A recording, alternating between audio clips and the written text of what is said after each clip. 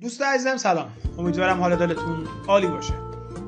ما گاهی میبینیم بعضی از پروژه هامون واقعا محیط شلوغی دارن. مثلا پروژه‌ای که من اینجا دارم کلی نور، دوربین، احشام 3 بعدی و خطوط 2 بعدی داریم که واسه انتخاب و هاید کردن کلیت موضوعاتمون باید کلی زمان بذاریم.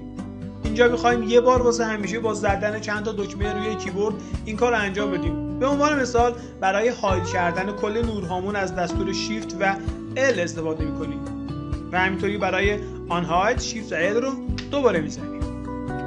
برای هاید کردن احجام 3 بعدی شیفت و G رو میزنیم. ببینید خیلی سریع و راحت این کار رو انجام میدیم نورهامون.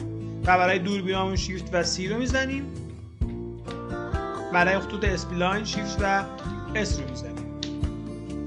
ما میتونیم خیلی راحت و سریع این کار رو انجام بدیم که عملا توی روند پروژه‌مون خیلی بهمون کمک میکنه. ممنونم از نگاه